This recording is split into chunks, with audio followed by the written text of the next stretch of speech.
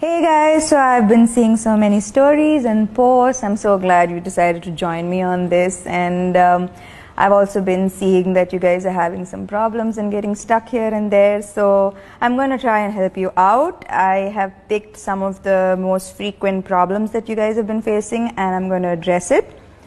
So the first problem that you guys have been facing is how to deal with pests. Okay, there's no 100% foolproof solution to pests because this is their home as well. But there are some things that you can do to minimize the damage. I check on my plants every single day, and so that I catch these little tiny monsters very quickly, and I usually use like a mild 1% detergent or a 3% neem oil mixed with 1 or 2 drops of detergent. And if there are big pests like caterpillars, then you have to get handsy and remove them and pick them out. Yes, it gets a little icky, but yeah.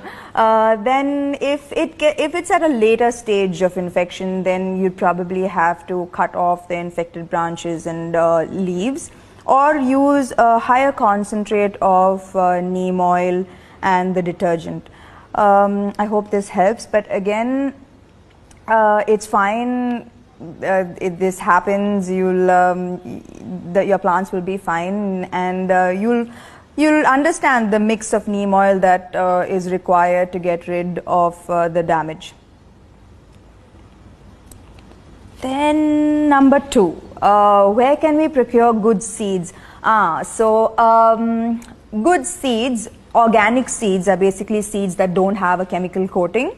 And usually if you if you visit your local nurseries and your local shops, that's where you get reliable seeds. And also, if it's trial and error actually with seeds. Experience is your best teacher with seeds. That's what I have realized. I can't really guarantee, but I think nurserylife.com is also a very reliable source. And the third question is, why are the roots rotting in germination stage? So this can be because your soil is not aerated enough. So make sure that your soil is a little loose and it can breathe, and also there's a good drainage system. So usually I use grow bags, so sometimes you tend to overwater it and then you're drowning the plants. So with grow bags, the excess water always drains out. Again, use a healthy seed. So this should solve that problem.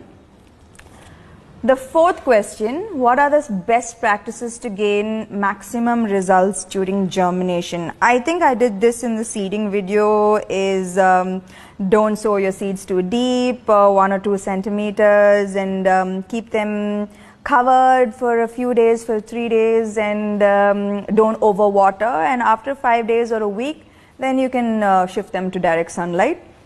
And you can also follow the video I previously posted. The fifth question, why do the leaves start shedding and leaf discoloration? Okay, so if the older leaves are getting discolored, this is absolutely normal. This is the normal aging process. But if the younger leaves are getting discolored, then it's usually because there's not enough nutrition. So I usually do a good mix of NPK every week for my plants, and with my hydroponics, my EC levels are usually at 2.2. Okay, more detailed version of this in the next video, but make sure that your plants are getting enough nutrition. And sometimes overwatering or underwatering can also cause this discoloration. Am I a pro now? Yes, I am. Sixth question, how to grow plants if the temperatures are too high? Yes, Hyderabad is going to get very, very hot soon, and I am definitely going to get a shade net. So a shade net like with a 50 to 70% coverage should help your plants and should prevent them from dying. But a shade net is going to be absolutely compulsory during the summer. What's the optimum growing conditions for plant growth?